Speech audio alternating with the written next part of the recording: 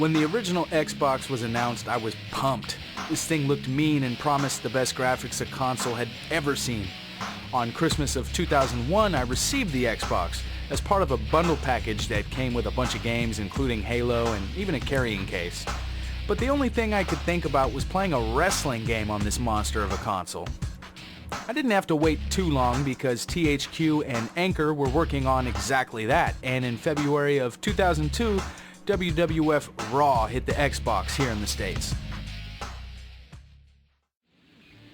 The intro to the game is pretty much just the opening theme to Raw from this period, but it's always a nice nostalgic feeling when I hear that Attitude Era Raw theme. I also like how they duplicated the show's opening pyro sequence using the in-game graphics. A very nice touch. The menus all look really good. Everything has that Attitude Era feel with the Titantron steel framing scattered all over the screen. The wrestler selection is also pretty spot on. I only wish there were alternate attires. Now, I have a love-hate relationship with the game's entrances. On one hand, they have damn near perfect camera angles, the arena looks great, and the models all look good. Not to mention little details like the Big Show ducking his head as he walks under the Titantron. On the other hand, some of the walking and taunting animations look odd. Okay, some of them are past odd. They look like robots. This is something that I noticed since day one of playing this game, and it's always kind of bothered me, but damn, stuff like lighting and pyro is just perfect. Tag team entrances were also pulled off extremely well, something that wrestling games kind of struggled with during this time period.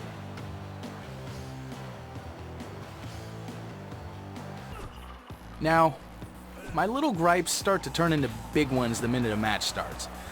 The game doesn't play too far from the current WWE games as far as style, but with that being said, to me, this game feels partially broken. It feels awkwardly hard to grapple, which often leaves you open to being attacked, and I find myself just using punches and running attacks too frequently. I'm not gonna lie though, this is one of the few wrestling games out there that I'm really just not that good at. Never have been. Now there's 3 meters you have to worry about while playing Raw. Now doesn't that seem like a little bit much? It kinda is. It can get a bit annoying at times. At the bottom of the screen you have your crowd approval meter. This moves in your favor as you please the crowd with bigger moves and taunts and whatnot. But when this fills up and starts blinking, you'll be able to pull off a finisher. My problem is it never stays blinking long enough for me to pull off the finisher, but again, I'm not very good at the game, so yeah. Wrestlers like The Rock and Stone Cold are fan favorites, so it's a bit harder to get the crowd going in your favor if you're facing one of these guys. Directly under your wrestler, you'll notice the energy meter, which drains as you pull off moves and run and stuff like that. Big men like the Big Show have very little stamina and drain this meter pretty damn quickly, and it's annoying because this temporarily disables anything you want to do until your wrestler recovers. And last but not least, next to the energy meter is your health meter. I would talk about the arena selection, but there isn't any. I heard rumors of a Royal Rumble arena, but I can't find any proof of that anywhere. There is a King of the Ring stage, if you want to call it that. It's just the Raw stage with King of the Ring logos. Can you say rushed game? Seriously though, this was definitely a rushed game. It was actually supposed to be an Xbox launch title, but kept getting delayed.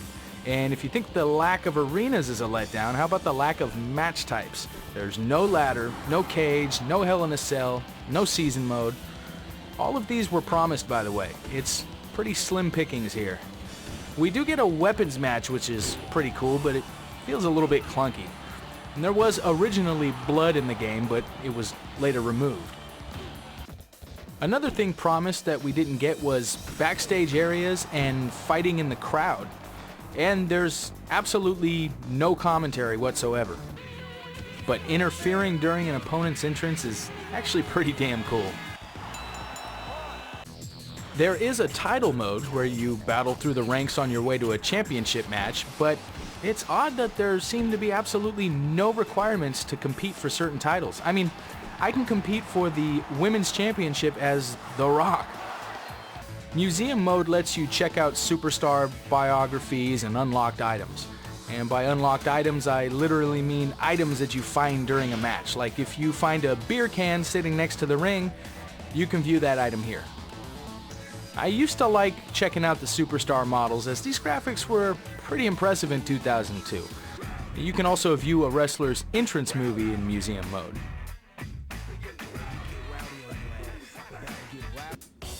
The Create a Wrestler mode leaves a lot to be desired, but it was a step in the right direction. There aren't many options for hair and face, but we do get a decent enough supply of attire.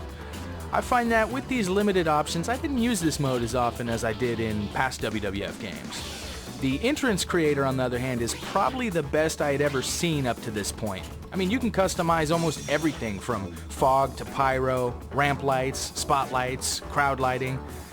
This was impressive 12 years ago. The match music is pretty standard, generic wrestling game music. I really have no problem with it. But the main menu music makes me want to bash myself in the head with the backside of a hammer. It's just ugly. There's absolutely no doubt that Raw was a rushed game. I mean, you can just tell it feels like it. I really wish we could have gotten a more complete first wrestling title for the Xbox, but we would have to actually wait for Raw 2 to get anything close to that. It's always tough when you're developing a game for an unreleased console and trying to hit unrealistic time constraints, but they did the best they could, I guess. And honestly, though I'm not a huge fan of this game, it could have been a lot worse. It's not a bad game, it's just not really for me. Anyway, again, thanks for watching, and stay tuned. I'll be back soon with more wrestling game reviews.